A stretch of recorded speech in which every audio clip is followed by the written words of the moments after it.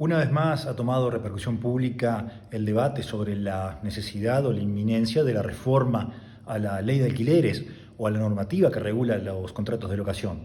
Y aquí me permito hacer algunas aclaraciones porque hay muchos opinólogos de turno y sobre todo muchos legisladores inclusive, que es lo más grave, que están propugnando o proponiendo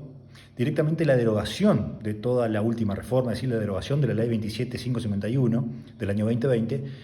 Y quiero decirles que esto, si ocurre de esta manera, si se deroga completamente esa ley, sería un verdadero retroceso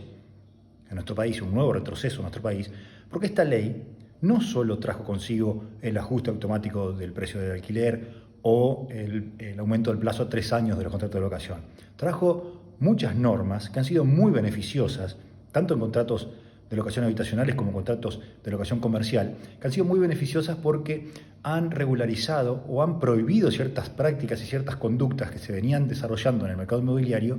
que atentaban contra los derechos de los locatarios y propiciaban escenarios de abusos o de generación de litigios verdaderamente injustos e ilegítimos. Vamos a describir a continuación cuáles son estas normas que, en mi opinión, deberían mantenerse en la normativa, en la regulación de los contratos de locación, y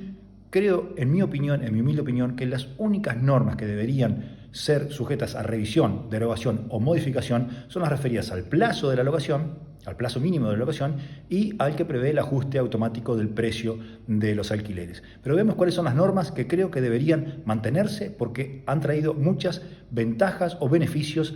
al mercado inmobiliario y principalmente a los locatarios. Veamos. Más allá de prever la posibilidad de constituir domicilios electrónicos en todo tipo de contratos,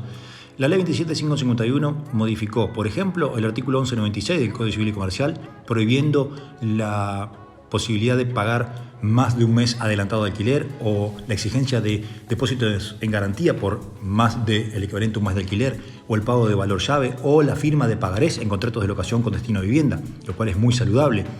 También modificó las obligaciones inherentes al locador en cuanto a la conservación de la cosa con aptitud para el uso convenido, dándole la posibilidad al inquilino que intime al locador a realizar las mejoras urgentes o no urgentes dentro de un plazo de 24 horas o de 10 días, dependiendo la naturaleza de la mejora, y estando la posibilidad de que pueda realizarlas el locatario a cargo del locador en caso que éste se niegue, lo cual es muy saludable. También modificó el artículo 1203 referente a la fluctuación de uso y goce de la cosa, pudiendo dejar de pagar el alquiler o reducir el monto del alquiler en el caso que el inmueble no pueda estar apto para su uso.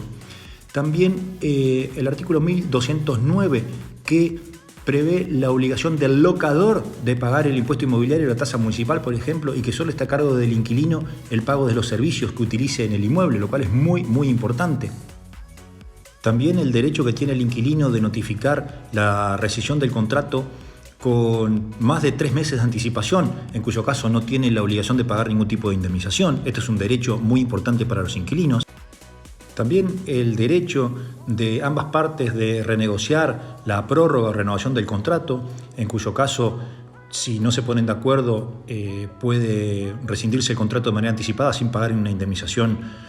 por la rescisión. También se modificó el artículo 1222 del Código Civil y Comercial, prohibiéndole al locador negarse a recibir las llaves del inmueble o que pretenda cobrar alquileres luego del intento del inquilino en devolver las llaves del inmueble, teniendo la posibilidad del inquilino de consignar las llaves en casos de negativa de recepción por parte del locador. Esto es muy importante porque en la práctica se presentaban un montón de abusos en este sentido de locadores que se negaban a recibir las llaves y seguían cobrando los alquileres. El artículo 13 de la ley es muy importante porque prevé el derecho que tiene el inquilino de ofrecer 2 tipos de garantías y la obligación del locador de elegir una de esas garantías para el contrato sin poder exigirse más de una garantía. Es decir, no se pueden exigir 2 o 3 garantías como antes se utilizaba o como actualmente algunos contratos prevén ilegalmente.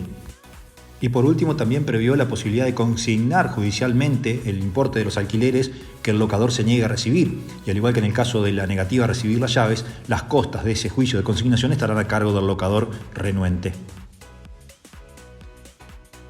Como decía entonces, en mi opinión, estas normas deberían mantenerse luego de que se ha tratado en el Congreso una eventual reforma o modificación de la normativa sobre alquileres y solamente deberían tratarse, discutirse y eventualmente modificarse las normas referidas al plazo mínimo de las locaciones y al que prevé el ajuste automático del precio de la locación.